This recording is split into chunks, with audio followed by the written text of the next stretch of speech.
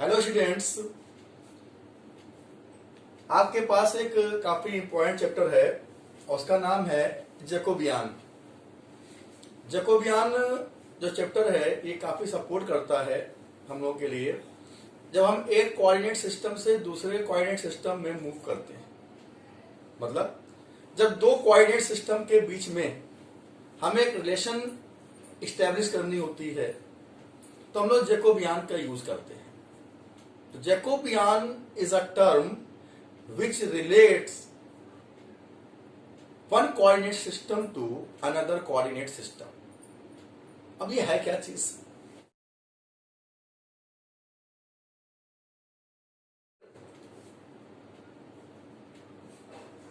F1, F2, F3 dash dash Fn be the functions of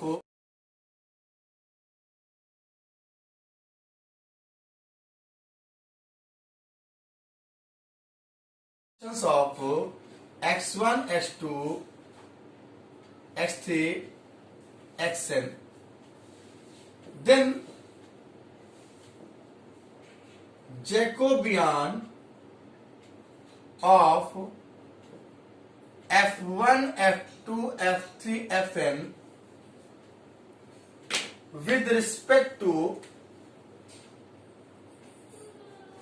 x1, x2, x3, xn is defined and denoted by the symbol is J। तो J of F1, F2, F3, Fn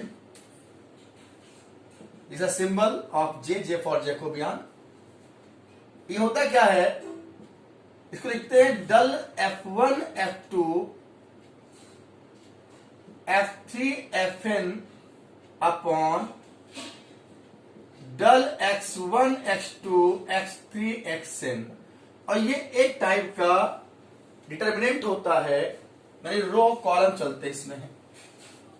जो आपकी first row होती है वो F1 की होती है, तो del F1 by del x1, del F1 by del x2, del F1 by del x3 etcetera del F1 by del xn। Second row आपकी F2 की होती है, del F2 by del x1, del F2 by del x2, del F2 by del x3, del F2 by del xn। ऐसे करते करते अगर third row कहा जाए तो थर्ड रो F3 की होती है, del F3 by del x1, del F3 by del x2, del F3 by del x3 and so on del F3 by del xn and so on करते करते last row किसकी होती है आपकी Fn की होती है। तो del Fn by del x1, del Fn by del x2, del Fn by del x3 and so on del Fn by del xn, del Fn by del xn। ठीक है, तो first row is for F1, second row for F2, third row for F3 and nth row for Fn। ठीक है, तो ये जो आपका जो डिटर्मिनेंट आपको मिला है इसी को नाम कहते हैं, इसी को हम लोग जैकोबियन कहते हैं। एंड सो ऑन बोला गया है, एंड सो ऑन मतलब आप लास्ट फाइनली कहां पहुंच जाओगे, Fn पहुंच जाओगे। ठीक है, तो ऑलवेज रिमेंबर कि आपका अगर F1, F2, F3, Fn अगर किसके फंक्शंस हैं, x1, x2, x3, xn के फंक्शंस हैं, तो F1, F2, F3, Fn का x1, x2, x3, xn के रिस्पेक्ट में अगर जैकोबियन निकालना हो तो उसके लिए आपके सामने एक फॉर्मूला लिखा हुआ है, दूसरा फॉर्मूला फॉर जैकोबियन। अब अगर आपके पास फंक्शन में सब कुछ मौजूद है, मीन्स कहने का ये है कि अगर F1 x1, x2, x3, xn का फंक्शन है, F2 भी x1, x2, x3, xn का फंक्शन है, f3 भी x1 x2 x3 xn का फंक्शन है और fn भी x1 x2 x3 xn का फंक्शन है। तो आपका पूरा पर्टिकुलर फॉर्मूला जो अभी आपने लिखा है वो पूरा यूज में आ जाएगा आपके। लेकिन अगर ऐसा नहीं होता है, अगर आपसे कहा जाए कि एक छोटी सॉल्व कर ली जाए इसी बिहाफ पर, क्या कि लेट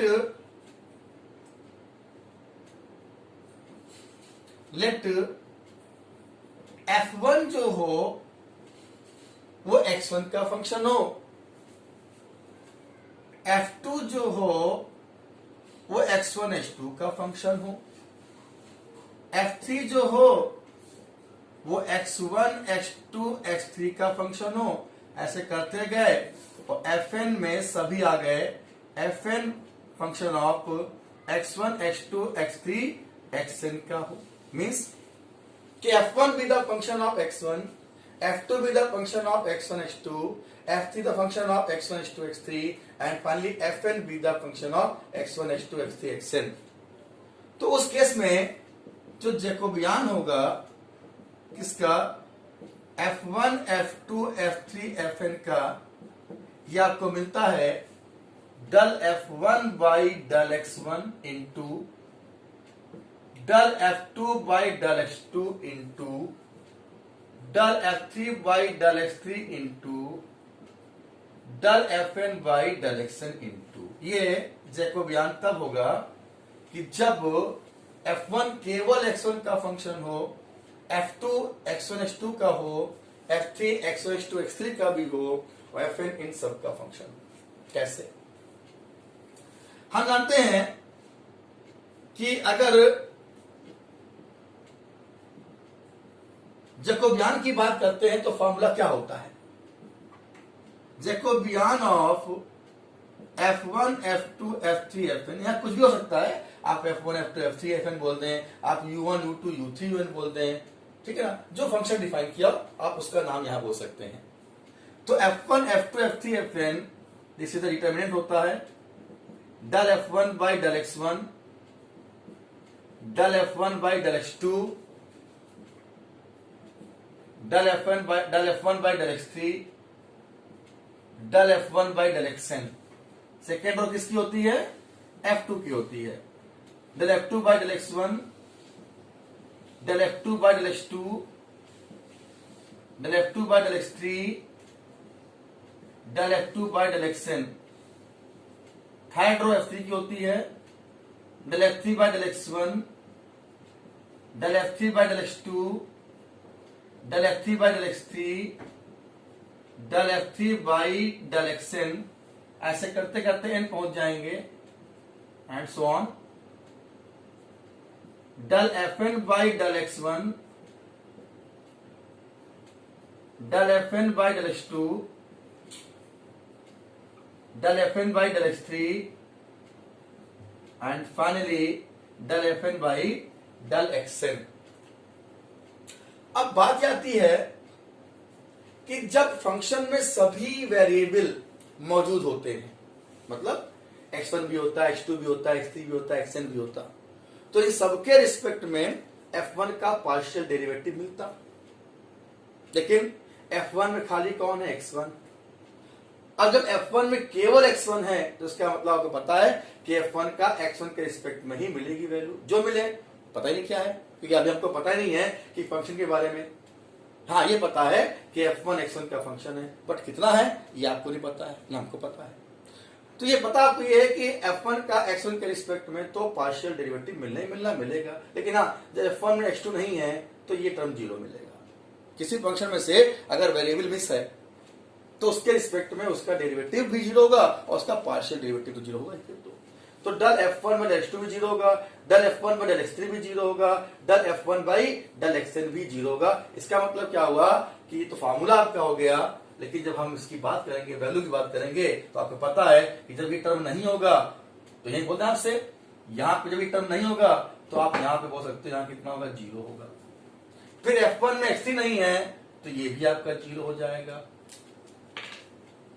f1 में xn नहीं है तो आपका ये भी जीरो हो जाएगा। ऐसे अगले बात है, f2 में केवल x1 x2 है तो ये तो दोनों मिलेंगे, और जब ये वेरिएबल नहीं होगा तो F2 में ये 0 हो जाएगा और बाकी तो खैर मिसिंग है, ये भी आपके 0 हो जाएंगे। ठीक है, ऐसे F3 में आपका X1 भी है, X2 X3 है, ये तीनों मिलेंगे और आगे वाले सब क्या हो जाएंगे, आपके 0 हो जाएंगे। और Fn में सभी हैं, ये सब मिलेंगे। आप खुद देखें कि डिटर्मिनेंट में ये ऊपर के सारे एलिमेंट ये 0 हो रहे हैं, तो ये आपका जो प्रिंसिपल डायगोनल है ये आपकी मिलती है ये वाली। आपको पता होगा कि जब किसी भी डिटर्मिनेंट में प्रिंसिपल डायगोनल के सारे एलिमेंट ऊपर के या नीचे के 0 होते थे तो उसकी वैल्यू क्या होती थी, उसकी वैल्यू होती थी प्रिंसिपल डायगोनल के एलिमेंटों का होता था प्रोडक्ट। तो यहाँ पे जो आपका आंसर आएगा वो क्या मिलेगा, वो आपके सामने आंसर है। देयरफॉर जो जैकोबियन निकालने बैठे हो आप लोग, वो क्या मिलेगा, del F1 by del X1 into del F2 by del X2। देखो del F1 by del X1 देखिए आप लोग, del F1 by del X1, del F2 by del X2, del F3 by del X3 and so on del Fn by del Xn। ठीक है, तो formula आपके पास था, आपने देख लिया कि फंक्शन में क्या है क्या नहीं है, उसके हिसाब से आपने बात कर दी और प्रॉपर्टी आपको लगा दी कि प्रॉपर्टी डिटरमिन होती है किसी भी प्रिंसिपल डायगोनल के अपर या लोअर जो ट्रायंगल बनना है अगर उसके एलिमेंट 0 अगर हैं तो उसकी वैल्यू होती थी उसके प्रिंसिपल डायगोनल के एलिमेंटों का प्रोडक्ट। तो this into this into this and so on and so on, n तक पहुंच जाएंगे। छोटी सी बात एक हुई है हम लोग के कि del F1 by del X1, del F2 by del X2 and del F3 by del X3, finally del Fn by del Xn। ठीक है, अब जैसा आपसे कोई क्वेश्चन लिया जाएगा आपके लिए कि if x equal to r cos theta and y equal to r sin theta, ये आपका पोलर फॉर्म है कि कार्टेशियन से पोलर में परिवर्तन है, कन्वर्जन है। तो आपको निकालना है Jacobian of del x y, निकालना है कितना जैकोबियन होगा। ठीक है, तो जो x है वो किसका फंक्शन है, r थीटा का फंक्शन है और y भी किसका फंक्शन है, r थीटा का। तो यहाँ पे दो वेरिएबल हुए, r थीटा हुए, जो पीछे था कि F1 किसका फंक्शन था, x1 x2 x3 xn का, F2 किसका फंक्शन था, x1 x2 x3 xn का एंड सो ऑन। तो यहाँ पे F1 F2 नहीं बोल रहे हैं, यहाँ पे x और y बोल रहे हैं और किसके फंक्शंस हैं, किसके फंक्शंस हैं, r थीटा के फंक्शंस हैं। तो इसका मतलब क्या हुआ कि ये दो वेरिएबल हो गए। कहने का मतलब ये है कि आप चाहे ऐसे लिखाएं, ऐसे लिखें या ये कह दे कि del xy upon del r theta कह दे, आपसे एक ही बात है। ठीक है, तो जब हम लोग del x y over del r theta बोलेंगे तो आपके पास एक बेसिक फार्मूला बन चुका अब तक है, क्या, now del x y over del r theta equal to del x by del r। अभी बात हुई थी आपसे कि फर्स्ट रो किसकी होती थी, F1 की, यहाँ पे F1 के प्लेस पे कौन, x है, तो क्या होगा del x by del r, del x by del theta बोलेंगे। सेकेंड रो किसकी होगी, सेकेंड रो y की होगी, तो del y by del r और del y by del theta. ठीक, अच्छा आप जानते हैं कि भैया कुछ भी हो है तो पार्शियल डेरिवेटिव ही, और जब ये पार्शियल डेरिवेटिव है तो ये तय है कि जब x का r के रिस्पेक्ट में करोगे पार्शियल तो थीटा क्या मानोगे, कांस्टेंट, और x का r के रिस्पेक्ट में करोगे तो हो जाएगा और ये हो जाएगा cos थीटा। ऐसे x के थीटा में करोगे तो r मानोगे कांस्टेंट और cos का होता है माइनस का साइन। ऐसे y की बारी आएगी जब y r में करेंगे तो साइन थीटा और y किस में करेंगे, थीटा में करेंगे तो जाएगा r cos थीटा हो जाएगा। ठीक है, और हम जानते हैं कि 2 क्रॉस 2 का है ये ऑर्डर, और जब ऑर्डर 2 क्रॉस 2 का होता है तो वैल्यू क्या होती है, दिस इनटू दिस माइनस का दिस इनटू दिस। तो क्या हो जाएगा आपका, this is r cos square theta minus minus plus r cos square theta minus plus r sin square theta. तो r कॉमन आ गया और ब्रैकेट में बचा cos square theta plus sin square theta, this is 1। कितना आ गया आपका, r आ गया, यानी जैकोबियन ऑफ किसका, x और y का, किसके रिस्पेक्ट में, r और थीटा के रिस्पेक्ट में, how much, this is r।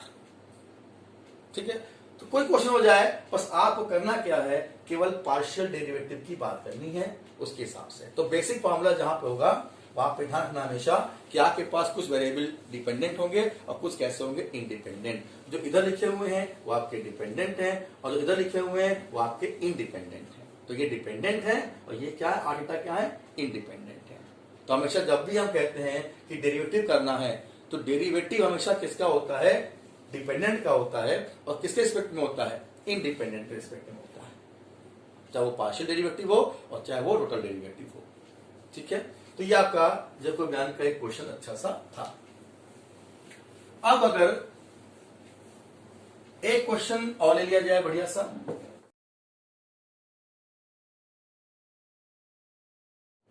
Dull U V W, चाहे जैकोब बयान सिंबल लगाओ, ये ऐसे बोल सकते हो आप लोग हैं, del U V W over del X Y Z बोल सकते हैं आप लोग हैं। तो del U V W over del X Y Z होता है del U over del X, del U over del Y और del U over del Z. First row किसकी होगी, यू की होगी। सेकेंड रो किसकी होगी, वी की। तो del V over del X, del V over del Y and del V over del Z. Last W की होगी, तो del W by del X, del W by del Y and del W by del Z. ठीक है, ये चीज होगी आपकी। अब del U by del X निकालने बैठेंगे जब, तो वाई जेड मानेंगे कांस्टेंट, तो दिस इज वाई जेड।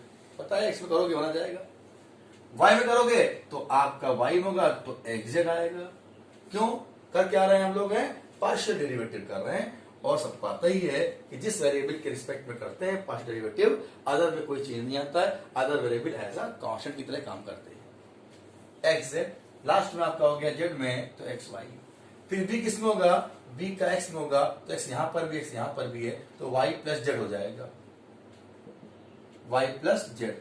फिर किसमें करेंगे, v को y में करेंगे, y यहां पर तो हो जाएगा आपका x प्लस जेड।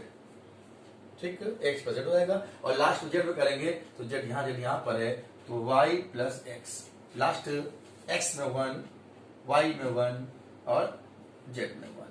अब एक्सप्रेशन हमारे ऊपर है कि हम डायरेक्ट यहीं शुरू होते हैं एक्सपेंड करना, या फिर एक प्रॉपर्टी डिटरमिन की थी, किसी रो या किसी कॉलम में अगर मैक्सिमम क्या बन जाते थे, जीरो बन जाते थे, तो मैक्सिमम जीरो बनने पर उसका जो एक्सपेंशन था वो आपके लिए आसान होता था।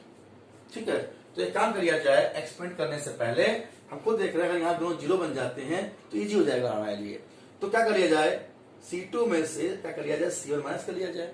तो C2 minus C1 and C3 minus C1, मतलब C2 में से आपने C1 को माइनस कर दिया और C3 में से आपने C1 को माइनस किया, तो C1 में आपको कोई चेंज नहीं आएगा, जबकि आपका C2 और C3 में आपका चेंज आ जाएगा। ठीक है, तो जब C2 में से C1 को माइनस करेंगे तो C1 तो आपका एज इट इज रहेगा y Z y plus Z 1। हाँ, क्या बोलेंगे, एक्स जेड माइनस का वाई जेड, तो आपका जेड कॉमन आ जाएगा और ब्रैकेट में आएगा आपका एक्स माइनस वाई। ठीक, एक्स प्लस जेड और माइनस का Y minus Z, Z cancel हो गया, अगेन एक्स माइनस वाई और ये आपका जीरो हो जाएगा, 1 माइनस 1। सेम कहानी यहां गई, C3 माइनस C1 कर रहे हैं,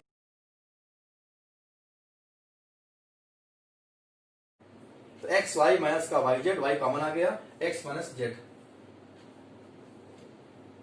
एक्स माइनस जेड। ठीक, उसके बाद क्या हुआ, ये माइनस ए किया तो आपका y कैंसिल हो गया, x माइनस जेड और लास्ट में आपका हो गया जीरो। ठीक है, अब आप देख रहे हैं कि C2 और C3 में से कॉमन निकल रहा है, तो C2 में x माइनस वाई कॉमन है और C3 में आपका x माइनस जेड कॉमन है। ठीक है, कॉमन निकाल लिया तो y Z y plus Z 1, this is Z 1 0 y 1 0। अब बेशक आप इसको एक्सपेंड कर दो, तो एक्सपेंडिंग अलोंग R3 के अलोंग एक्सपेंड करने पर तो x minus Y, x minus Z and R3 करोगे तो plus minus plus minus plus minus plus हो जाएगा और ये छुपाते ऐसे ऐसे हैं, तो ये इंटू ये माइनस इंटू ये, यानी जेड माइनस वाई। आप चाहें तो इसको साइक्लिक फॉर्म में भी चेंज कर सकते हैं कि एक्स वाई जेड की साइक्लिक फॉर्म क्या होती है, X minus Y, Y minus Z, Z minus X. तो X minus Y negative common निकाल लें, Y minus Z negative common निकाल लें, जेड माइनस एक्स। तो नेगेटिव यहां से और नेगेटिव यहां से आपका पॉजिटिव हो जाएगा। ठीक है, तो कितना बन गया आपका X minus Y, Y minus Z, Z minus X. यही आपका जैकोबियन है किसका, यूवीडब्ल्यू का, किसके रिस्पेक्ट में, एक्स वाई जेड के रिस्पेक्ट में। ठीक है, तो ये हमें बात करनी थी। तो ये थोड़ा सा आपके लिए एक अच्छा चैप्टर है जो आपको पढ़ना है। ठीक, और यहां तक रखेंगे आज, और नेक्स्ट टॉपिक जो होगा या इसके आगे की चीजें कुछ पढ़ेंगे वो आपको हम नेक्स्ट वीडियो में बताएंगे आपको कि कैसे उस पर बेस क्वेश्चन करने हैं। ठीक है, आगे बढ़ते हुए, okay, thank you, good day.